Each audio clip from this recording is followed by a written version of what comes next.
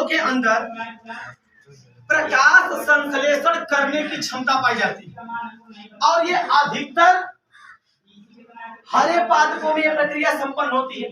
हम सभी लोग जानते हैं कि पेड़ पौधों की जो पत्तियां होती हैं उस पत्तियों में क्लोरोफिल नामक वर्णक पाया जाता है, जिसके कारण पत्तियों का रंग क्या होता है? हरा। तुम्हें दो बातें याद होगी, पीछे लवक का नाम सुने थे। लवक कितने प्रकार के होते थे? 3 प्रकार के। पहले का नाम वरी लवक, दूसरे का नाम हरी लवक और तीसरे का नाम हरित लवक। हरित लवक के कारण ही पेड़ पौधों की पत्तियां कैसी होती है? हरी। पहली बात तो यही जानेंगे।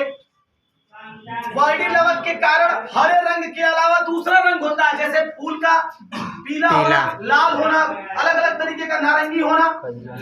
और अवर्णी लवक का मतलब होता है ऐसा लवक जो रंगहीन हो, जिसके कारण पेड़ पौधों में कोई रंग ही न बने। अधिकतर जड़ों में होता है, अंधेरे भागों में पाया जाता है, बताया गया था। आप लोग पढ़े अच्छे तरीके से।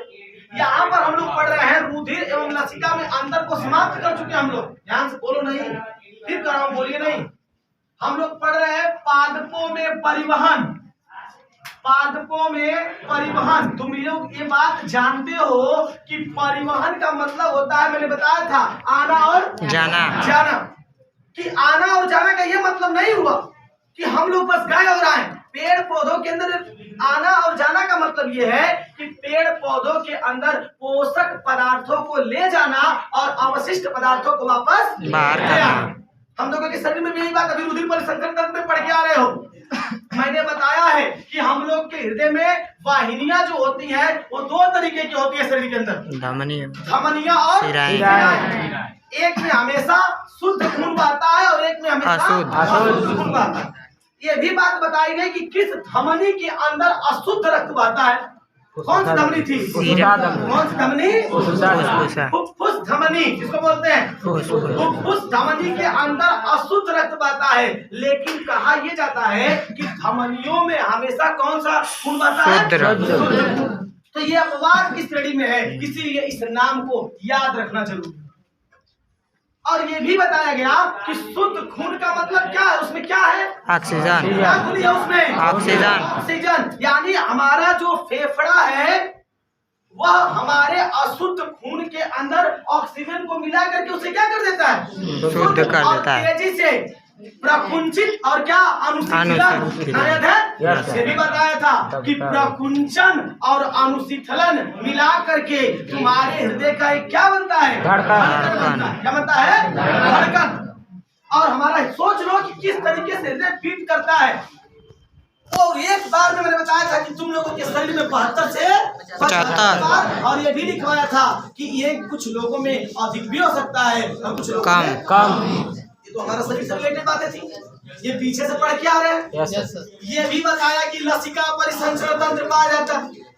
लसिका परिसंचरण तंत्र का मतलब क्या बताया कि हम मनुष्य के शरीर में दोहरा परिसंचरण तंत्र पाया जाता है। कितना? दोहरा।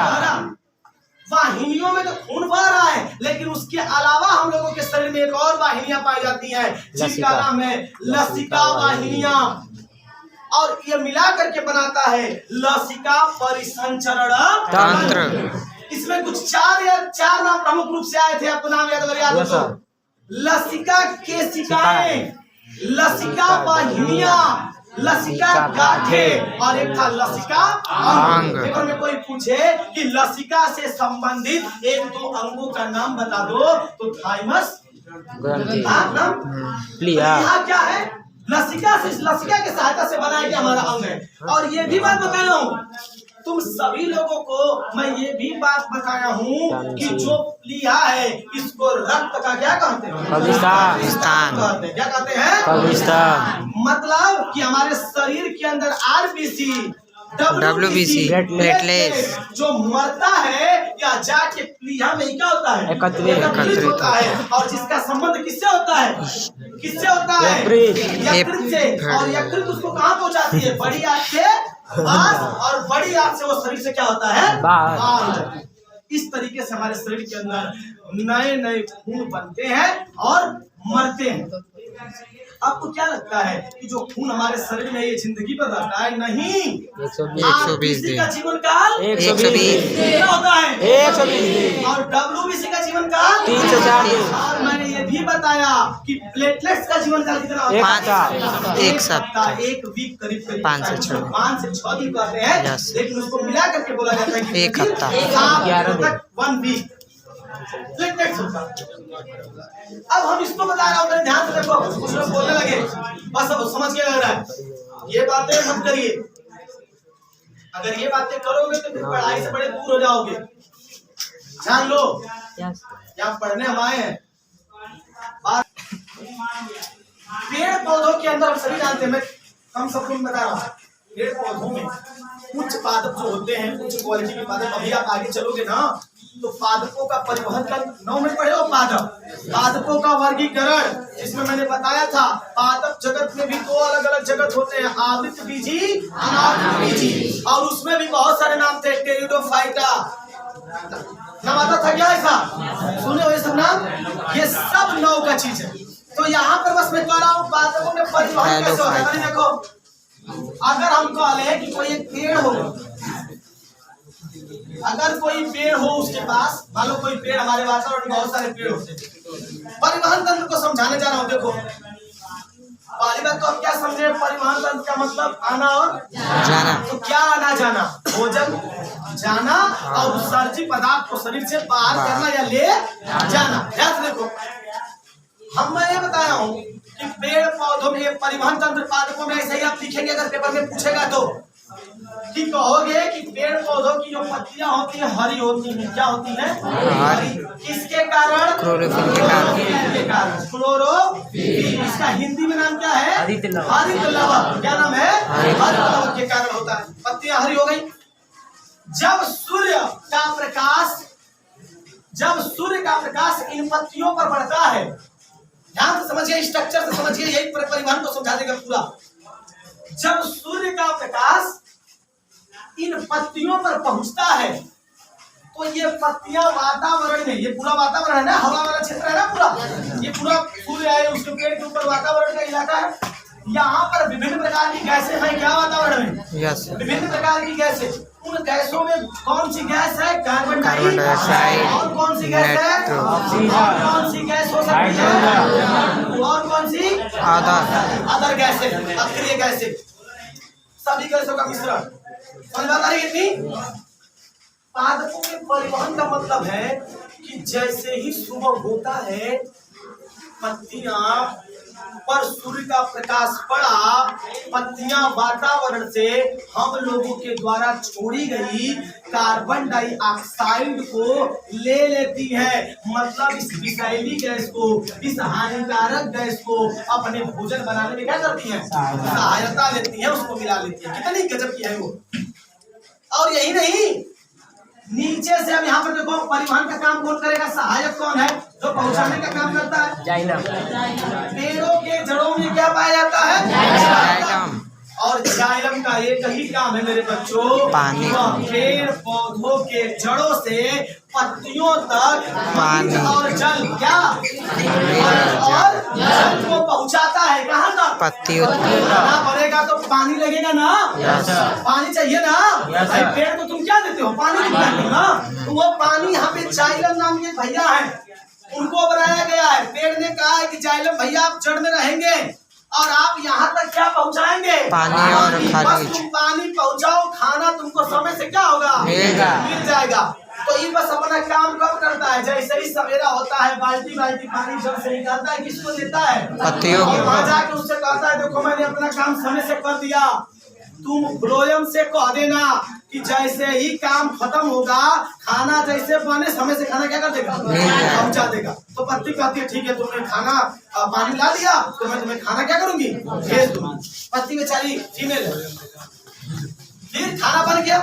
इसीलिए पेड़ पौधों के पत्तियों को पादपों का रसोई घर किसको कहा जाता है? पत्तियों को कहा जाता है। अब तो आगे बढ़ना, जल पहुंच गया, जल पहुंचा तो ये भोजन में क्या बनाएंगी? क्या बनाएंगी? ग्लूकोज। क्या बनाती हैं? ग्लूकोज। और हम जानते हैं ग्लूकोज का सूत्र। कितने लोग जानते हैं ग्लूकोज का सूत्र? ग्लूकोज का सूत्र कितने लोग जानते हैं? O6 ये सोच लीजिए, ये स्टडियां बहुत कुछ बता रही हैं कि ग्लूकोज का सूत्र हम नहीं जानते हैं। चलो तो बताओ ग्लूकोज का सूत्र। O6 हैं? C6H12O6 C6H12 O6 जो नहीं जानते काफी पे लिख लेंगे ग्लूकोज का सूत्र C6H12O6 ये ग्लूकोज का सूत्र है। ये समझना बात। फिर से आगे बढ़ो। यहाँ पे C6H12 भोजन में क्या बना ली बेचारी? ग्लूकोज बन गया, लेकिन साथ ही साथ हम लोगों के लिए भी काम करती है। ऑक्सीजन प्रदान करती है। ग्लूकोज तो अपने लिए बनाई ना, हाँ। लेकिन देखो ये अपने के साथ साथ दूसरों का भी भला करती है। मतलब हम लोगों का